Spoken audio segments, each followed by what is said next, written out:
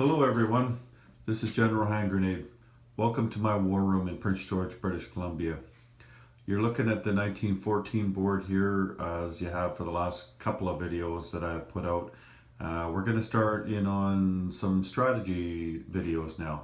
I'm going to do a series of them. I'm not sure how many it's going to take me, but I'm just going to keep going. I got nothing else to do right now. So I think what I'll do in this first video here, I was going to break it down between the Central Powers and the Allied powers and make separate videos for them. But I think what I'm going to do instead is I'm going to do an introductory video for strategies and do both of them in the same video, Central Powers and Allied powers strategy, because there's not a lot to talk about. This is a much smaller board. There's only one theater of war, so it would be pretty short videos, and as you know, I like my long videos, right? I don't know that this one will be too long, but anyway, I'm just going to talk about the overall strategy. I'm not going to move a lot of pieces around in this video, and then after that, I'm going to break it down a little further. I'll be getting into individual nations after, but those will be in future videos. But anyway, so first let's get into the overall strategy of this game.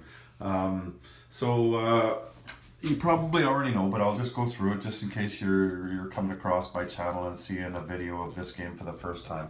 What this game is it's World War I. So you have the Germans here, that's represented by the gray units, and the Austrians, these are the green ones, and the Ottoman Empire, which is the teal. They represent the Central Powers.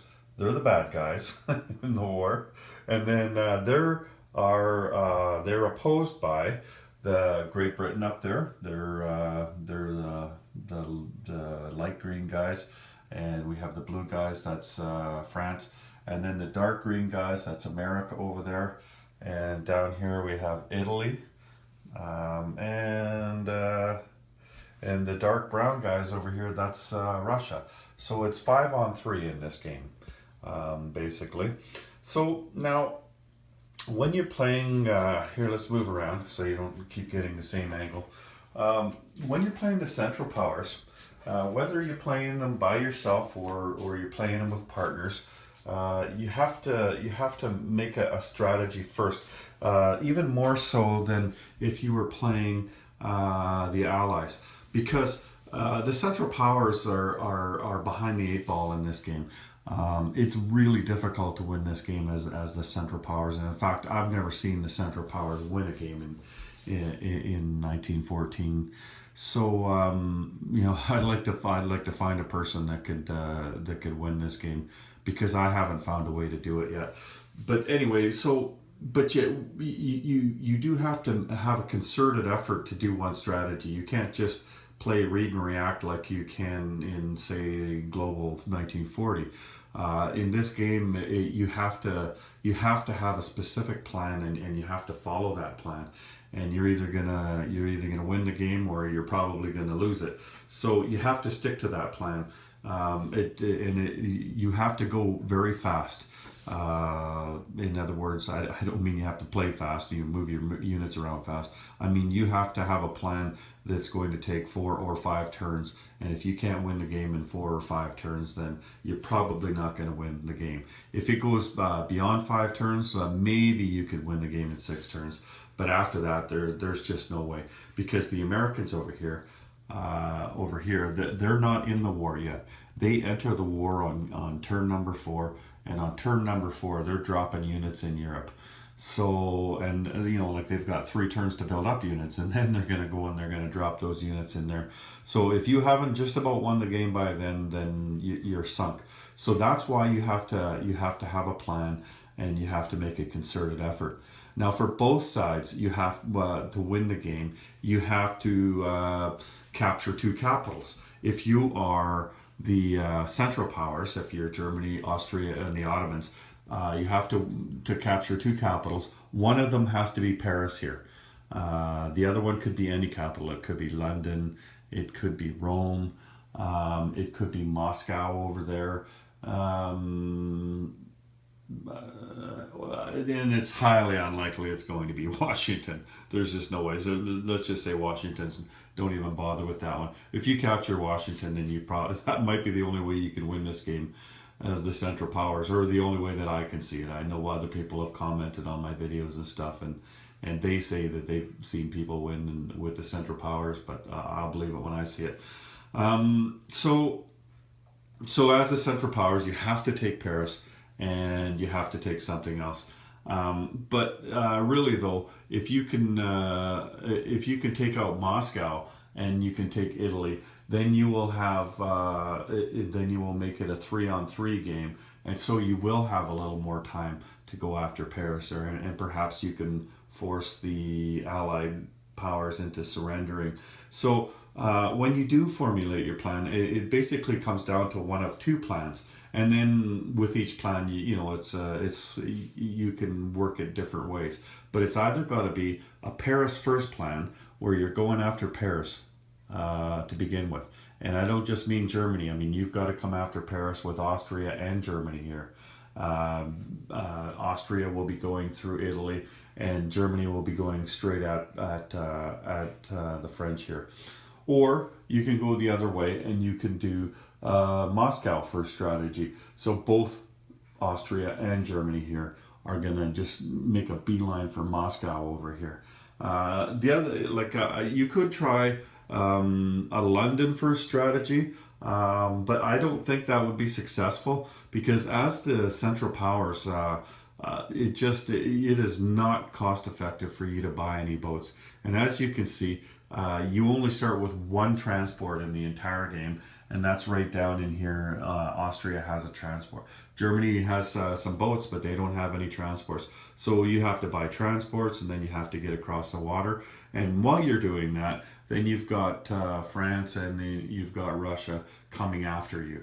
So I don't see a way that you can take out London first, but you can try it if you'd like. If you've been successful doing London first, then please let me know in the comments. But I don't think it's possible. So really, it comes down to either Paris first or Moscow first. So you have to decide. If it's just you playing it, then you decide. And if it's you and a teammate or two playing it, then the both of you are going to have to agree on that, because it doesn't work if you go after both. You don't have enough units. Like I said, it's 5-on-3 in this game, and 4-on-3 before America gets into the game.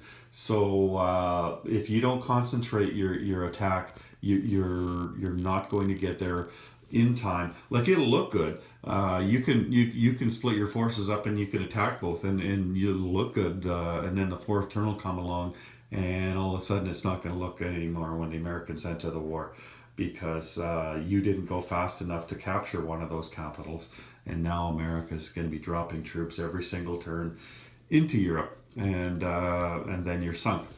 So that's basically what it boils down with these two countries up here, Austria and Germany, is you got to pick one. Either pick France or pick Russia. As far as the boats go, definitely what you want to do with the and you start with quite a few. You've got a couple of subs over here and a couple of subs over here, and you've got boats over here. So you're outnumbering the British in boats over here. France also has a couple of boats here, and you don't want to touch the Americans, because if you go after the Americans, then you draw them into the war right away. So, but I highly recommend that you take out these boats here for Great Britain, and if you can, take out these boats for Great Britain. Like, you've got these two subs here that can come up here, and you've got all these boats here that can come into this square here. It doesn't matter if you have many boats left, as long as you take out the British boats, so that the British aren't using these troops here and bringing them into Europe. It would be nice if you save some of your boats, but what's even more important is that you take their boats out. And bear in mind that when you going after these boats here, you see there's a mine here. That means that you're going to be going in and taking a chance of getting hit by a mine, each of your boats. And so they have the advantage in that fight with the mine there, but you have the advantage in numbers. So that might be a reason why you forgo going after these boats with your subs, and maybe take your subs in after these boats as well. I'm talking about these subs over here. If you want to guarantee that you're going to take this out and have some boats left, then that would be your best play. Because two boats aren't going to kill you, but it would be nice to get them. Like, you know, if you could be guaranteed of getting these and these, then sure, take them all out.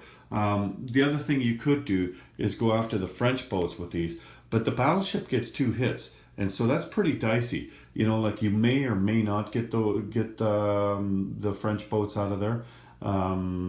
It's a good chance that they're going to be able to successfully defend themselves against your 2 subs, and then that's kind of a waste of those 2 subs. Like, you wouldn't have gotten these boats for sure, and it's a pretty dicey going after these boats. I mean, you probably get these boats too, but barely. So you'll hardly have any boats left over here, and these boats will be left, and these boats might be gone. But if you can get those French out of there, then, you know, good on you. That would be the best thing that you could do. But it's not likely, like I said. So that's the boats here. Let's move around to the other side of the board here, where I can reach some of the other things. Let's see now. Okay, you've got these other boats down here. Where are they? Right here. The Austrian boats. And you're probably not going to leave that space, because you see, you've got a mine in there, so you've got the advantage if any of the Allied boats decide to come into that space, then they will have to go through the minefield before they attack your boats, and that's about the best you can hope for. Because if you do the opposite, if you take the initiative and come out to attack their boats, then they also have a minefield out here. So not only do you have to go against their minefield, but they have got a lot more boats over here. You look at all those French boats there, you've got British boats here, you've got British boats down here, there's a couple of Russian boats out here. So, I mean, they've got you outnumbered. So the best that you can hope for with those Austrian boats is just to stay there and to use them as is. They can defend Trieste here. Trieste is a very important piece of land there. It's got that harbor and it's got the minefield. So if your opponent is able to take out Trieste, then they're the one that's going to control that harbor and the minefield. And plus, they're only one space away from your capital, Vienna. As the Allied player, I'm trying to get Trieste off you because it's that important. But anyway, if you leave your boats here, not only is it defense here, but you can also bring them straight across. Bringing them over to Tuscany, bringing a couple of units over to Tuscany is always a good idea.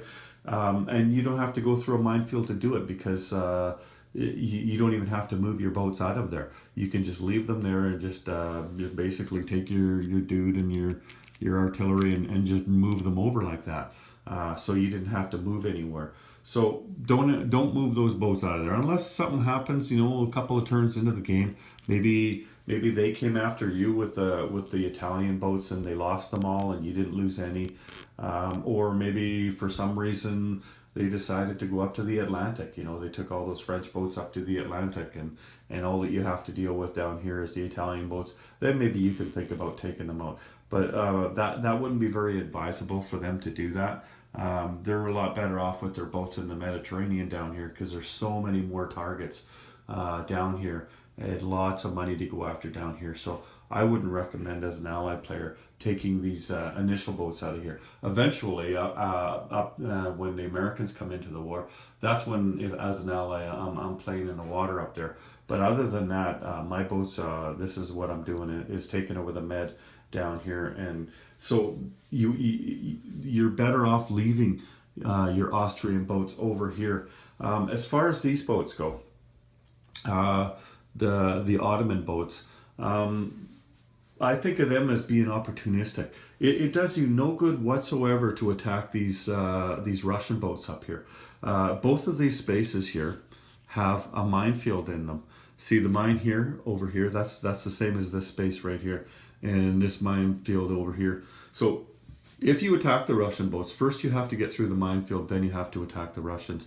And then what? I mean, there's nothing over there. Like you've got this space over here, but you do not have enough money to buy a transport. And why would you anyway? All you have to do is walk to that space from here, or like you're here, you could walk over here, so you can hit both of these spaces without going across the water. It makes no sense at all for you to go across the water here.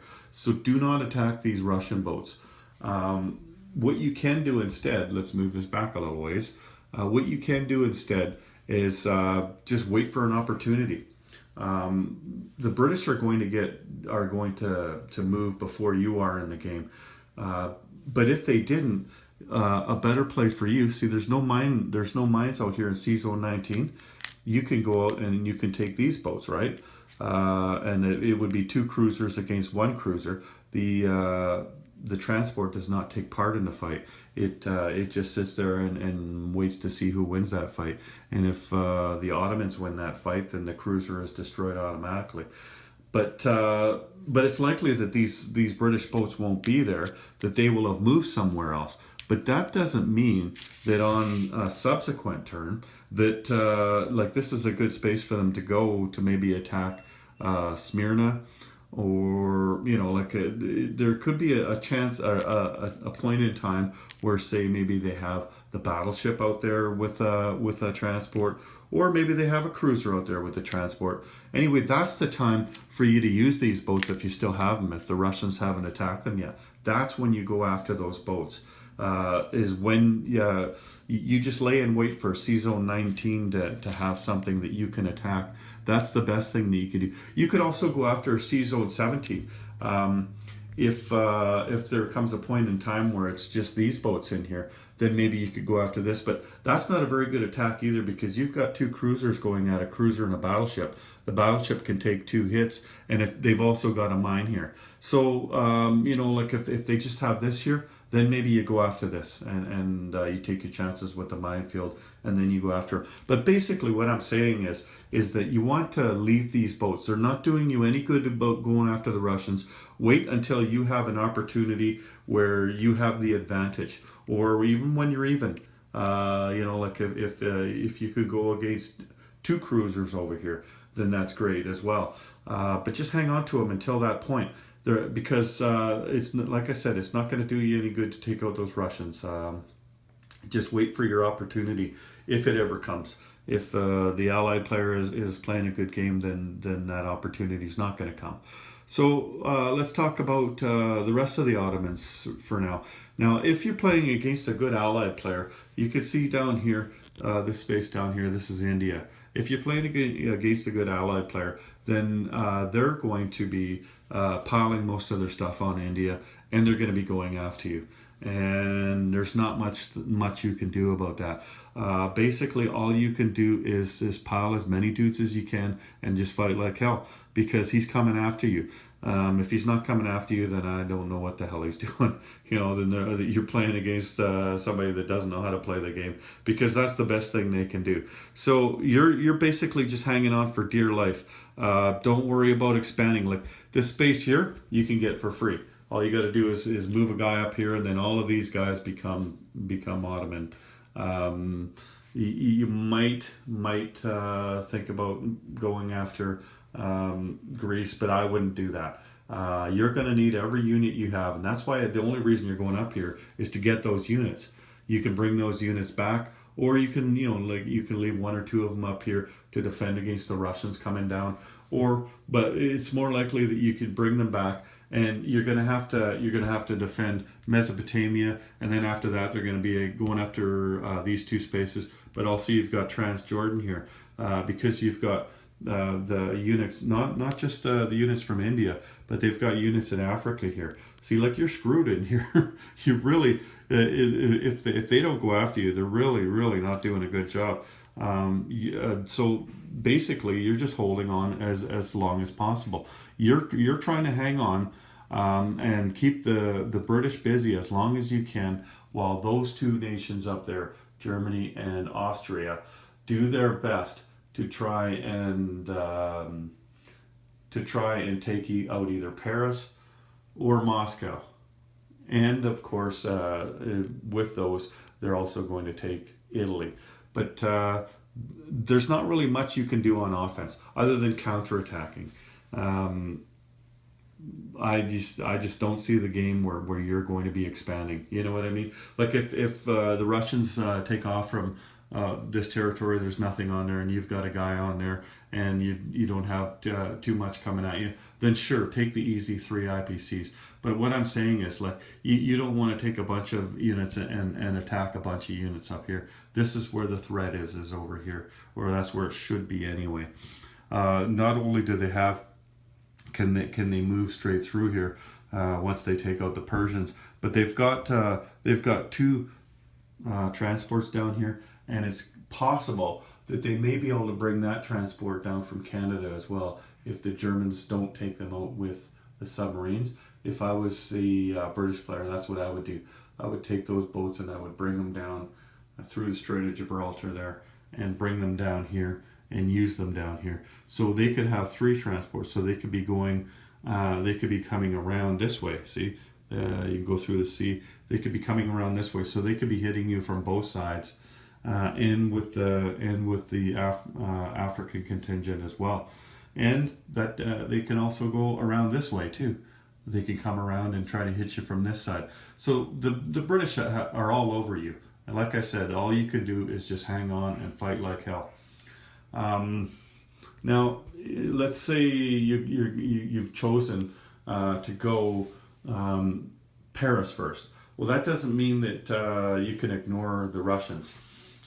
So you're going to have to defend yourself over here with both the Germans and with the Austrians. So you're not going to be able to go with every single unit across the board over there.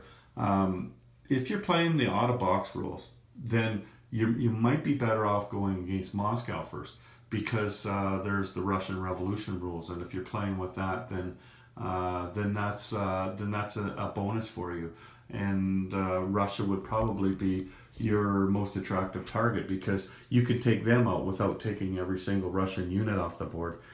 So that would be an ideal situation for you, is to take the Russians out if you're going out of box and playing with the Russian Revolution rule. But like I said, for winning the game, you do need Paris. So maybe Russia is also the easiest one. Russia is the easiest of the large countries to take out. Paris is going to be a lot tougher, but that might be the only chance that you have to win. So, and I'm going to show you later when I do the strategy video, I'm going to use Jonathan Meyer's strategy. I learned how to play this game watching Jonathan Meyer's videos, and I recommend that you go to his channel, because when it comes to strategy for Axis and Allies 1914, he's the man. He really is. And so go check out his videos. But that's what I'm going to be doing, is I'm going to be referencing his Paris First strategy and trying to counter that with my Allied strategy. So watch for that in the coming days. But like I said, if you go for that, then you have to watch and you have to be able to defend yourself in the back there. But the Austrians, like I said, they'll be coming through Italy and trying to put Italy in economic collapse. I'm going to be playing tournament rules. I think the tournament rules are much, much better. Think of it as the second edition of 1914. They're just better rules. You might not think too much of them because they're not what you're used to if you're used to out of box. But all I could say is get over it. You know, start playing tournament rules, and it's a better game. And then Germany, they're going to defend themselves minimally to keep the Russians out, and they're going to be taking everything they have against Paris over there. They're going to be going for the blue guys, basically. So, before I move on to the Allies, I just want to show you something here. Here's the card, okay? And I just wanted to show you the costs and everything. So we have the cost of everything, and if you take a look there at the cost, 3, 4, 6, 6, 12, 9, 6, 6. Everything is a multiple of 3 except for the artillery. And so it is easy, very, very easy in this game to purchase units. And there's no excuse for having any money left over. There's no advantage to having any money left over, and there's no excuse for it. So when you're purchasing units, like here, these guys have 26 IPCs. So you purchase your artillery first. And what you do is you purchase enough artillery that you get it down to a multiple of 3. So 26 minus 4 is 22. That's not a multiple of 3. 26 minus 8, that's 18. There you go. That's a multiple of 3. So what we're going to do is we're going to purchase 2 artillery. That brings us down to 18 IPCs. And we look at the board there, we see that we don't have any fighters. We want a fighter. So 18 minus 6 is 12. What does that leave us with? 12, so that's 4 infantry. So that's what we're going to buy when we're purchasing. We are going to buy a fighter, 4 infantry, and 2 artillery. See how easy it is to purchase? It doesn't matter how much money you get. That's exactly how you do it. You buy your artillery first, and then you buy the other units. If there's something that you absolutely need, like if you need a transport, then sure, put that on there first, and then say I don't have 26, I have 20 IPCs. But I mean, in the case of Austria, you definitely don't need transport. You don't need to be buying any boats for the Austrians all game long. The only people that might buy boats on your side is Germany, and I don't know that I'd recommend them buying many either. Maybe a transport, just so that they can come in from behind the Russians there and attack, or they can threaten the UK and force them to buy units up there. But that's about the only thing I do. Maybe 2 transports for the Germans. That's it though. And then when the Americans are about to enter, then if they do have enough boats left, then they could buy a few more, just so they could dissuade the Americans or maybe take them out. Other than that, no boats. But there you go. That's how you purchase. So like if let's say you had 46 IPCs. Okay, well we got to buy these first. So 46. So that's 42. There you go. That's a multiple of 3. But you think, okay, well I want more than those. Okay, so 3 artillery is $12, which is a multiple of 3. So there's one multiple of 3. So instead of buying 1 artillery, we're going to buy 4 artillery. That brings us down to 30 IPCs. And we're going to buy a fighter. That brings us down to 24 IPCs. And then we're going to purchase the rest in infantry. Let me just grab my chips over here. Gotta remember, I'm only playing with one hand here. Such is life. So that means 8. There you go. That's 46 IPCs. It's very, very easy to purchase in this game. The easiest game by far in the Axis and Allies franchise, because everything but the artillery is a multiple of 3. So you purchase the artillery first, and then you purchase everything else, and it's so easy to do. You know what? I need to take a quick breather, so and take a couple drinks of my coffee, and then I'll be back with the Allied strategy. But I will put them on the same video, so I'll be right back. And we're back. So now let's get to the Allied strategy. Now the Allies, if you don't win this game, then something awful has gone wrong. Like something you made a huge mistake, or maybe you rolled just the worst that you could possibly roll. You got diced big time. As the Allies, don't allow the Central Powers to dictate the game. You've got the advantage. You've got the numbers.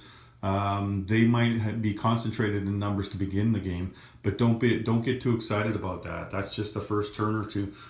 You're going to have the numbers on your side, say around turn 3, 4, and on.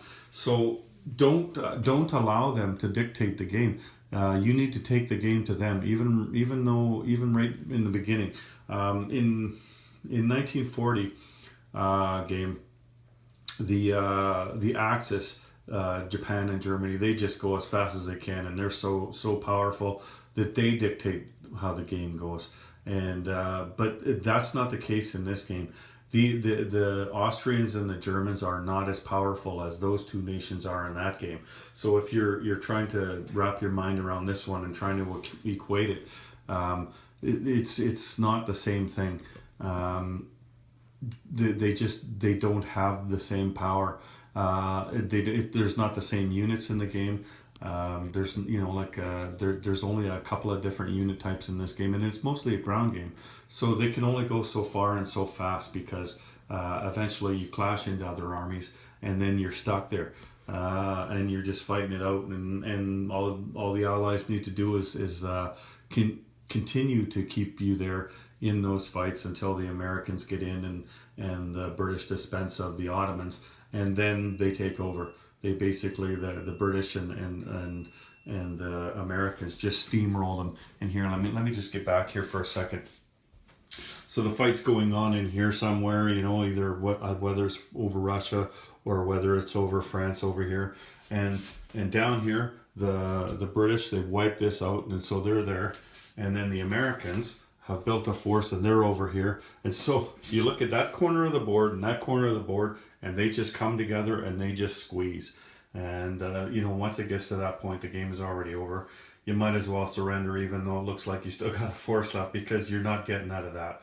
You're surrounded and you're going to get squeezed. But you have to stick to that. As the Allied player, you have to commit yourself to that plan. Don't be persuaded to get into a game up here. Like what I do with these guys over here, if Germany never builds a transport or more than one transport, I'm not even going to put a single unit on Great Britain over here. If they put a transport or two, then I'll put 2 or maybe 3 infantry over here, maybe an artillery, and that's it. It doesn't take you much to repel an attack on Great Britain. I mean, if they build 3 or 4 transports, then yeah, you're going to have to put a bunch more there.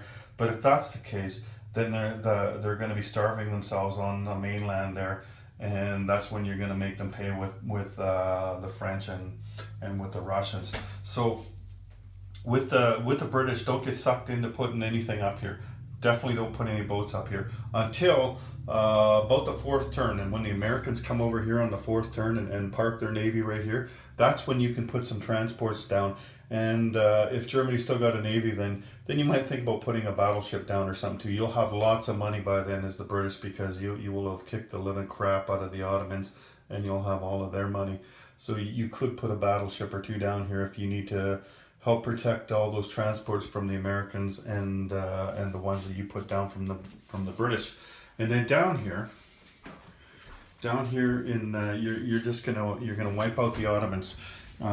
So you place everything that you get right here on India, right? And you're gonna go 2 or 3 different directions. First of all, you're gonna go to Persia with all the units that you can spare. You're going to bring 2 units around, and you're going to go to Mesopotamia. You can go with these boats. You can either come down to Arabia and activate these. Like as soon as you step on Arabia, then these 2 units here become British. But you have options. Like depending on what's going on up here, you could bring these up to Albania, and you can activate those and make those become Italians. If there's an opportunity, if something's been left open somehow, if Italy's in serious trouble, you can always bring those units up and use them. And also, if you have those boats left up there in Canada, you can bring those down. So you could be in this space right here, and you'd be able to put them on Marseille if you need them. You're not going to be threatened down here in North Africa, not on the 1st turn anyway. But you're coming down there, and eventually you're going to get those boats down here if they survive. Don't leave them up in the Atlantic where the Germans can take them out. And then you've got the word Africa. You know what? I'm not going to spend a whole lot of time talking about Africa, because there are no grand strategies for Africa. You're just basically, okay, this guy takes this, okay, this guy takes this back. That's all you're doing, is you're fighting back and forth, and you're probably going to win the fight in Africa, because you've got this guy over here for the Italians, and you've got those French guys there. They're going to come down and then you've got the British guys. So it's basically 3-on-1 down here. So don't get too excited about Africa, and don't think that there's any grand strategy. You're just going to eventually take that over if you know, the rolling could go the other way. But if that's the case, though, I mean, you've got these boats over here, right? You can always bring 2 more units over to Africa if you're getting outrolled over there. You don't want to lose that money, but you don't want to spend a whole lot of units or a lot of time worrying about that. Just let that play out as it plays out. This is what you're worried about. So let's move this back a bit so you can see. So like I said, you're gonna come into Persia. You're going to come into Mesopotamia. What I like to do also on the first turn is bring the Russians down to Mesopotamia, just to give them a head start, to get a head start on taking out the Ottoman Empire. Because the quicker you can take them out, the quicker you can move on. But that's the only time I'm going to bring Russians down is on that first turn, and just to put them behind the 8 ball right away, so that they never get off and never have a good start. And then I'm going to bring the units over from here. I'm going to also bring units around and drop them on Mesopotamia from India. And I'm just going to keep doing that. I'm just going to keep overwhelming them and taking as many territories out until they go into economic collapse. And then they're not going to be able to put units on. Hopefully, I can have them completely out of the game by the 3rd or the 4th turn. There will be no more units on the board. And at that point in time, the British units will be moving up this way, and they will be moving up this way. And the Austrians will be in a world of hurt. So that's Great Britain. Remember, don't put anything up there unless they buy a bunch of transports. There's really no need. You'll see what I mean when I showed you a more detailed thing. Okay, let's go with the Russians here, since I'm standing over here. Now Russia, this is something that I like to do. I like to be aggressive with these guys. Now, if they go for a Russia first strategy, they'll probably be going through Poland here, and they're both going to hit you as hard as they can, and they might be coming to Ukraine, but they're going to Poland first.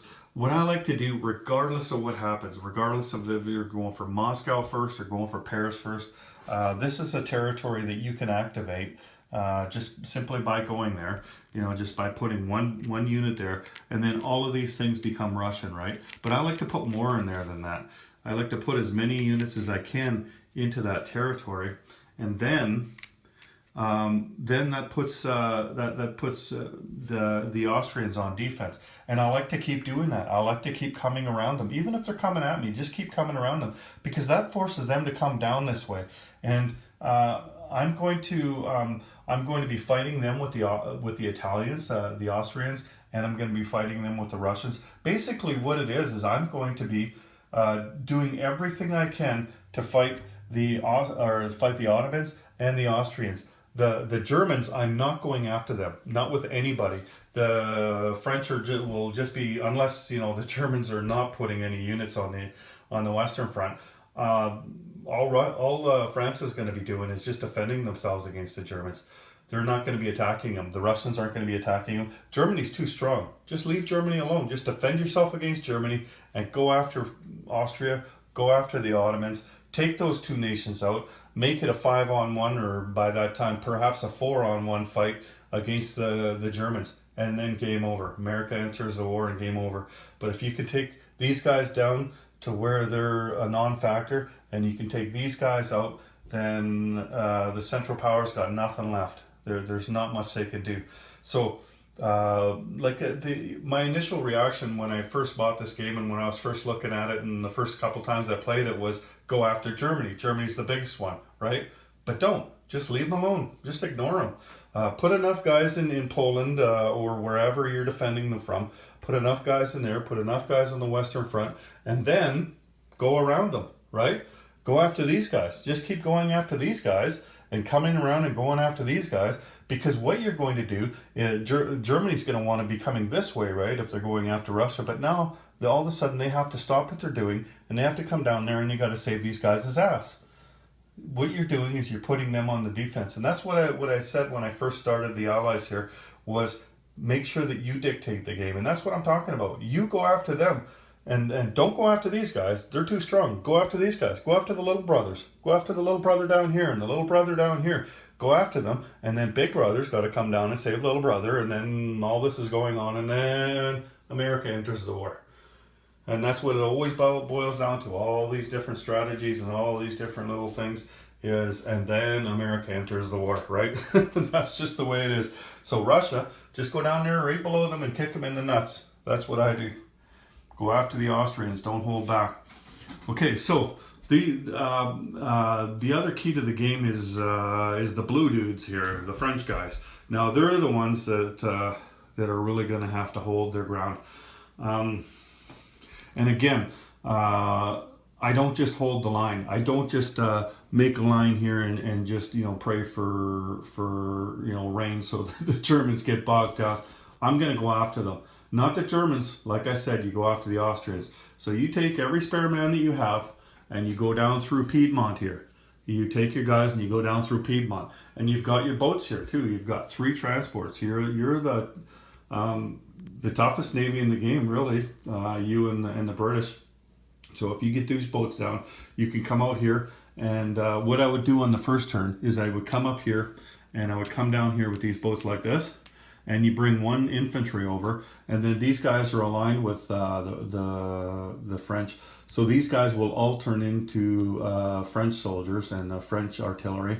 And then you've got these boats here, and this boat here will take this transport will take these 2 infantry across on the first turn, and on the second turn these guys will be coming down, and it's likely they'll be going into Tuscany or Piedmont, or they could be going down if the British didn't go down to Albania.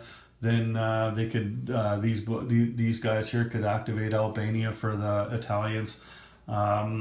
It frees the Italians up if you can do that for them. But if there's a more pressing need, if Austria and Germany have done something where you need to divert your French troops and your British troops, then the Italians can always go over there with the one guy from Naples and they can activate Albania themselves. Otherwise, you've got these boats here just to do some raiding down in the south there. There's lots of money down there. You could put some pressure around Trieste. One of the things that I like to do is to take these boats out as quick as possible, first or second turn. So and they've got the advantage there because they've got that they've got that mine there. But you can go in there with these boats on the first turn if you wanted. Go in with these boats and say you lost that battle. Let's say you damaged the battleship and you took out the cruiser. Well, then Italy's turn comes around. Then they bring their boats in. If you take their boats out right away, then you take their landing into Tuscany off the table. They can't go to Tuscany anymore, and that's a big deal because if they can get this territory and this territory and this territory, then Italy is in economic collapse, and that means that they don't get any income and that they don't get in to put any money on Rome. But if you can take these boats out, then you can make it much more difficult for them to take Tuscany, because all you got to do is keep contesting this territory and perhaps this territory if you can't hold it outright, and then they can't move into here. They can't go from a contested territory to a hostile territory. And if they can't come across with their boats, then they're not going to get you in economic collapse. So take these boats out as quick as you can. Even though the tendency is, oh no, there's a mine there, you know what? So what? Get over it. Look at all the boats you have. You don't need all these boats in the end. Just take these boats and waste them against these guys. Get them out of the game. They're not going to buy any more boats. And then you've still got this battleship over here. You've still got those British boats down there. You don't need a lot of boats, especially if you take out the boats that are in the Mediterranean that could possibly threaten you anyway. So just take them out before they do any damage to you.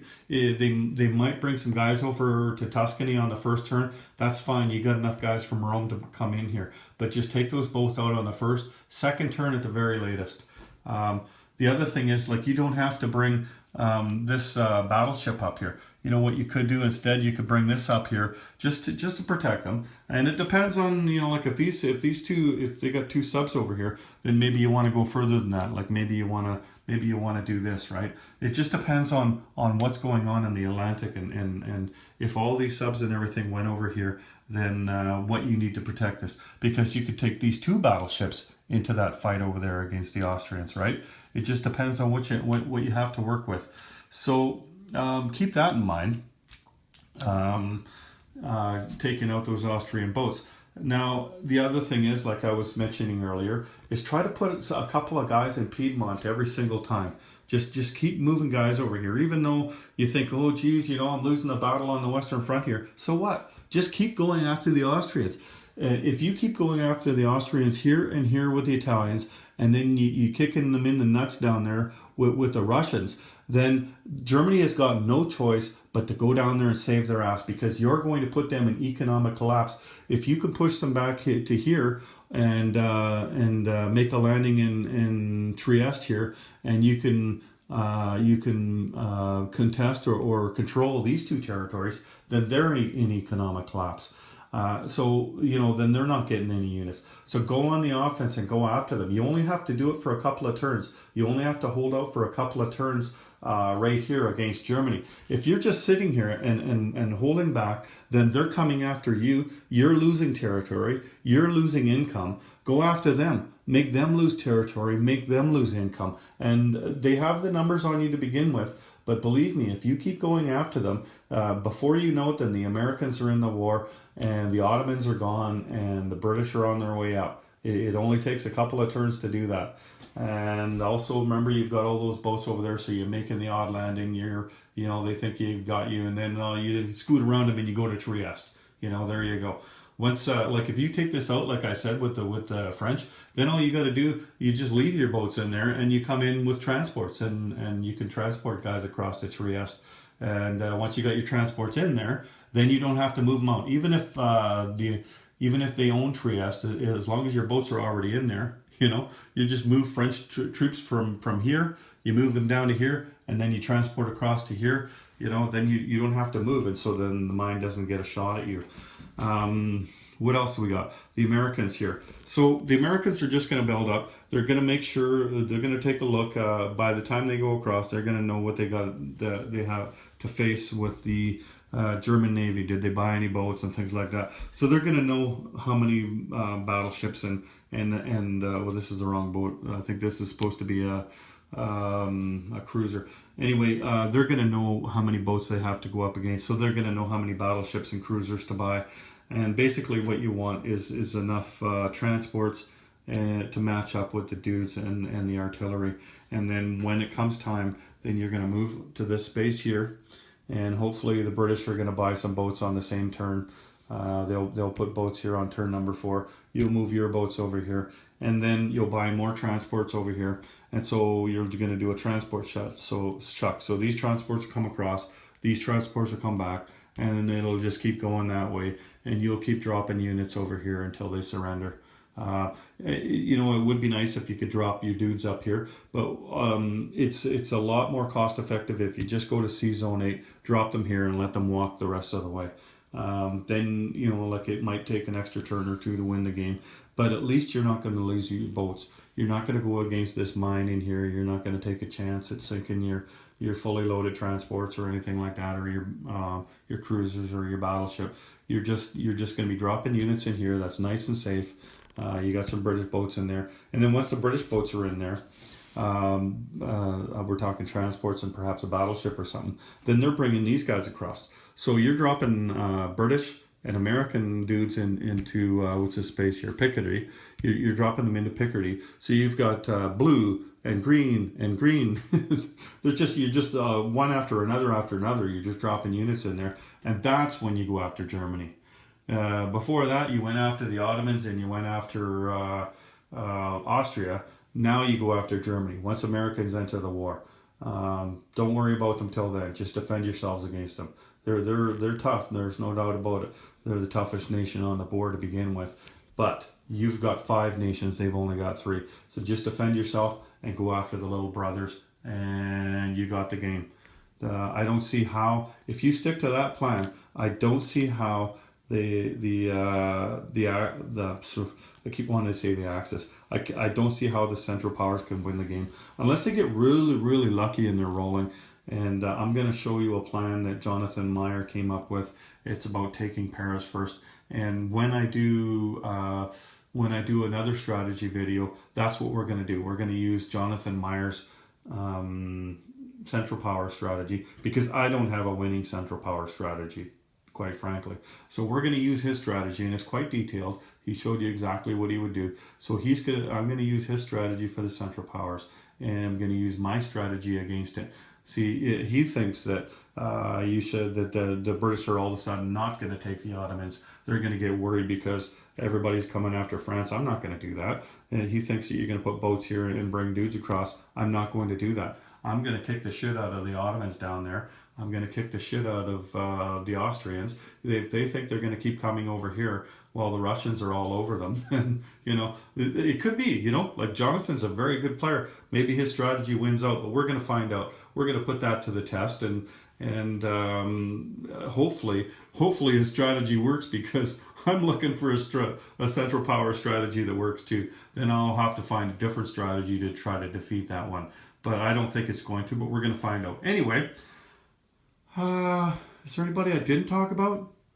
There's no sense in talking about the neutrals. There's nothing too exciting to talk about them. I'm not doing a how-to series. So, yeah, that's about it. So, anyway, that's my introduction to strategy for Axis and Allies 1914. Hopefully you enjoyed that, and you probably have your own ideas on what to do, and I welcome all comments on this video. You can tell me what you think about it. You can tell me what you think you should do instead, and I hope to get some more videos, some more strategy videos your way in the coming days and weeks. Thank you, everyone. Take care. General Hand Grenade out.